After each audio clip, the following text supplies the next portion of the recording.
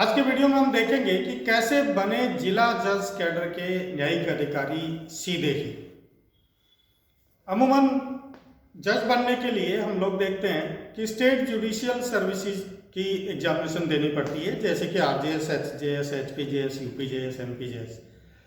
But इस प्रकार का भी प्रावधान है कि आप सीधे ही जिला जज कैडर के न्यायिक अधिकारी बन सकते हैं।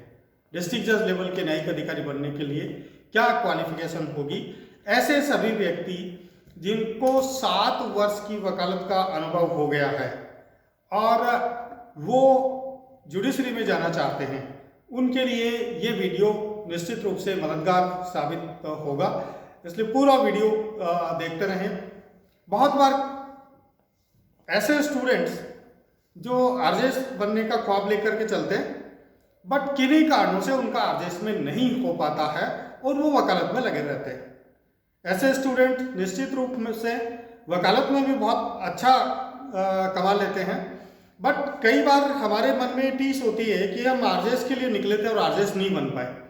तो उन लोगों के लिए एक बहुत ही सुखद अवसर हो सकता है कि वो 7 साल बाद सीधे ही एडिशनल डिस्ट्रिक्ट जज यानी डीजे कैडर के न्यायिक अधिकारी बन सकते हैं। दोस्तों, इसके लिए ऐसे एडवोकेट्स जो इस प्रकार से इच्छुक है जुडिशरी में जाने के लिए, उनके लिए क्या क्वालिफिकेशन होनी चाहिए? तो सबसे पहले तो हम देखते हैं कि एक एडीजे बनने के लिए, जिला जज कैडर के न्यायिक अधिकारी बनने के लिए, जैसे राजस्थान में हम इसे कहते हैं आरएचजेएस, राजस्थान हायर जुडिशियल सर्विसेज के अधिकारी कैसे बन सकते हैं।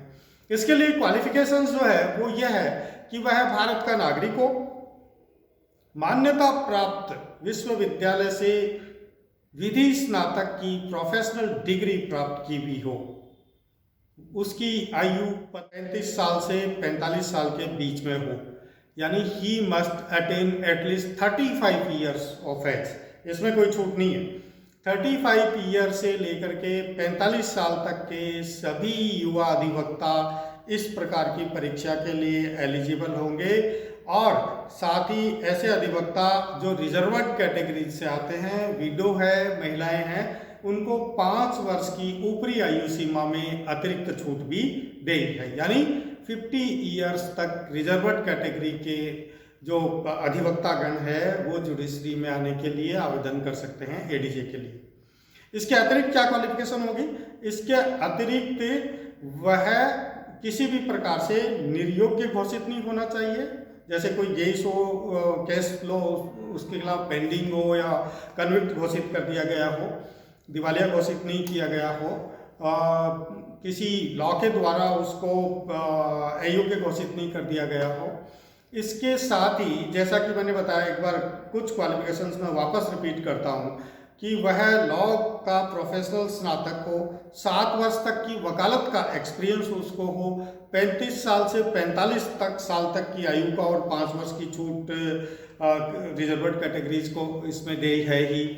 इसके अतिरिक्त वह 10 ऐसे डिसीजन उसके नाम से होंगे जिन फाइलों में उनका वकालतनामा लगा हो। तो इसका एक निर्धारित फॉर्मेट आता है, उस फॉर्मेट में आपको वो 10 केसेस जो आपके नाम से साइट हुए हैं ट्रायल कोर्ट्स में या किसी भी कोर्ट में, उन 10 केसेस का विवरण आपको देना पड़ेगा। इट मीन्स कि आप एक्चुअल में वकालत में थे और 7 वर्ष का आपको वकालत का व्यवहारिक अनुभव है, ये क्वालिफिकेशन होनी चाहिए।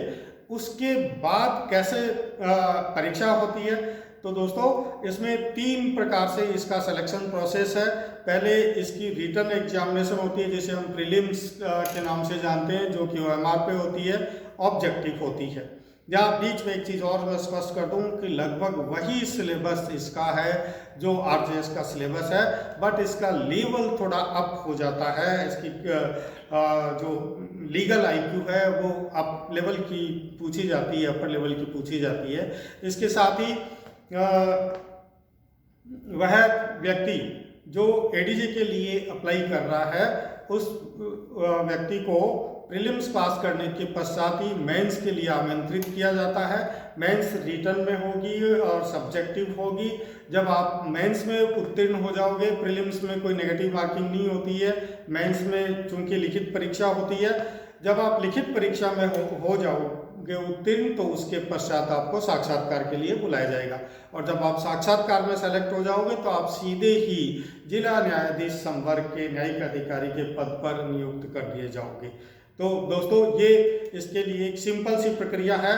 जब भी अभी प्री एग्जाम्स राजस्थान में इसकी हो चुकी है, बहुत जल्दी मेंस के बाद फिर वैकेंसीज आएगी।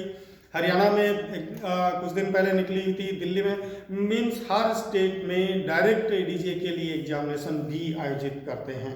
हाई कोर्ट में कुछ लोग जो है वो इसके लिए जो जुडिशरी वाले वो भी गए थे, तो अब उनको भी इसके लिए एलिजिबल डिक्लेयर कर दिया कि जो जेएम और एसीजीएम लेवल के न्यायिक अधिकारी है वो भी डायरेक्ट एडीजे के लिए परीक्षा में अपीयर हो सकते हैं। तो दोस्तों इस प्रकार से ऐसे अधिवक्ता जिनका आरजेएस में नहीं हो पाया, जो नहीं दे पाए और 7 साल के बाद वो सीधे अपर लेवल पे हायर जुडिशरी में आना चाहते हैं, उनके लिए एक बहुत गोल्डन अवसर होता है कि उनकी प्रैक्टिस का उनको लाभ मिले, उनका जो नॉलेज है उनका लाभ मिले।